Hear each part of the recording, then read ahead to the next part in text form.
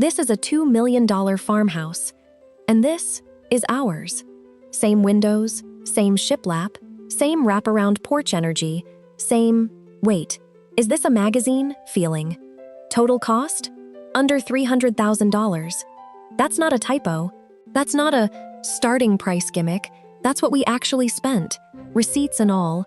And by the end of this video, I'm going to show you exactly where every dollar went, including the 3 moments we almost blew the entire budget.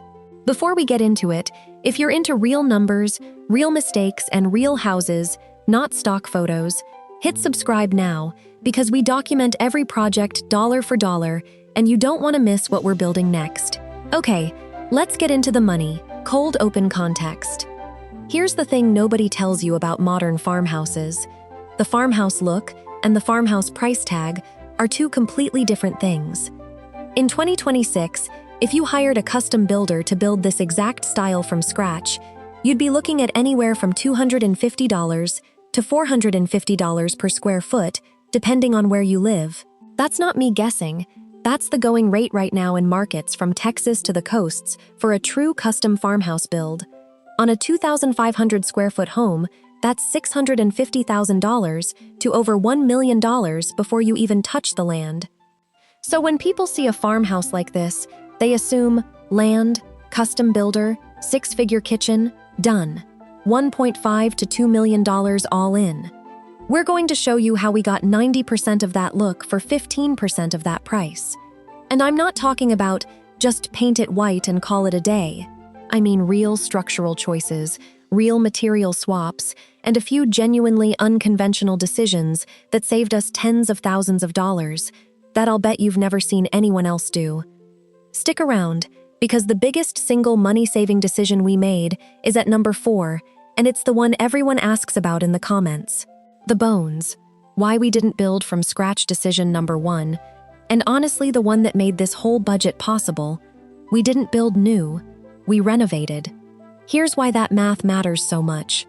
New construction in most parts of the country right now runs $120 to $220 a square foot just for a standard farmhouse-style build, and that's before land. We already had a structure. That means we skipped the 2 most expensive line items in any build, the foundation and the framing, which alone typically eat up close to 17% of a total construction budget. So instead of pricing out an entire house, we were only pricing out the transformation. The roof line, the porch, the windows, the exterior, and the interior finishes. That's the loophole almost nobody talks about when they show you these dream farmhouse transformations. The recreation isn't in building it, it's in reskinning it. I want you to really sit with this before photo for a second. This is what we started with. If I told you this was going to end up looking like a $2 million home, you'd think I was lying to you. That's exactly why this next part matters so much. The exterior, where people assume the money went. Everyone assumes the exterior is where the real money goes. Board and batten siding, a metal roof, black-framed windows, a deep wraparound porch, that whole look. And yes, in a custom build, exterior finishes and the shell of the home can easily represent a huge chunk of the budget. Here's what we did differently. The siding, real board and batten, installed by a professional crew, can run into the tens of thousands depending on square footage. We used a fiber cement siding system instead of real wood board and batten, same crisp shadow lines, same paint-ready finish, but fiber cement resists rot, pests, and weather damage far better than traditional wood siding, which means we weren't paying a premium for something that would need replacing in 10 years. The windows. Black-framed windows are basically the signature of this whole aesthetic right now. Instead of ordering custom black-clad windows, we bought standard white vinyl windows and had them professionally spray-coated in a matte black exterior finish. Same visual impact, a fraction of the cost. The roof. Standing seam metal roofing is a huge part of that expensive farmhouse look, and it's genuinely durable, some systems lasting 50+ years with almost no maintenance. We got quotes, shopped installers, and timed the purchase around a slower season for roofers, which alone saved us a meaningful percentage off the first quote we got. By the time the exterior was done, we'd recreated the single most expensive-looking part of the whole house, for a number that would make most contractors laugh. But the exterior wasn't even the moment we almost blew the budget. That happened inside, and it's coming up right after this. The kitchen, the room that nearly broke us. If you've ever renovated anything, you already know the kitchen is where budgets go to die. In a typical modern farmhouse build, interior finishes, think kitchens, bathrooms, flooring, and custom millwork, make up roughly a quarter of the entire construction cost. It's the single biggest category, bigger than plumbing, bigger than electrical, bigger than framing. We almost fell into the classic trap: custom inset cabinetry, a waterfall quartz island, a $6,000 range. That's the magazine kitchen package, and it can add up shockingly fast. Here's what we actually did instead. We used semi-custom stock cabinets from a big box supplier, but upgraded the cabinet doors to a shaker-style front with an off-white finish, which is the single detail that reads as custom to the eye, even though the cabinet boxes underneath are entirely standard. For the island, instead of a solid slab of quartz, we used a butcher block top. It's warmer, it's on trend for the farmhouse look specifically, and it costs a fraction of stone. And for the backsplash, this is the one people always ask about, we didn't do full subway tile wall to wall.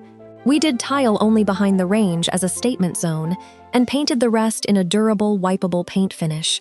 90% of the visual impact for a small percentage of the material and labor cost. This one decision, the cabinets and the backsplash together, is genuinely the single biggest reason we didn't blow the budget in the first 3 months. If you're planning any kind of farmhouse renovation yourself, this is the section to rewatch. The decision everyone asks about. Okay, this is the one. The decision that saved us the most money on this entire project, and the one I promised you at the start of the video. We didn't hire a general contractor to manage the whole build. Here's what that actually means, and I want to be really honest about the trade-off, because this isn't right for everyone. A general contractor typically adds overhead and profit margin on top of every single line item in your build, often a meaningful percentage of your total cost, just for coordination and project management. Instead, we acted as our own project managers. We hired licensed subcontractors directly for each phase: framing, electrical, plumbing, HVAC, and we scheduled and sequenced the work ourselves. Was it more stressful? Genuinely, yes. There were weeks where I felt like I had 3 full-time jobs. We had to know enough to catch mistakes, negotiate quotes ourselves, and manage timelines so trades weren't standing around waiting on each other, which is its own hidden cost. But this single decision saved us more money than the kitchen, the exterior, and the flooring combined. If you're even considering doing this yourself, comment GC below, and I'll do an entire video breaking down exactly how we vetted and scheduled every subcontractor, because that's too much to fit into this one. The flooring and the final walkthrough. For flooring, wide plank white oak is the classic farmhouse choice, and genuine solid white oak flooring is expensive, both in materials and installation. We used a luxury vinyl plank in a wide plank white oak finish instead, and I know, LVP gets a bad reputation.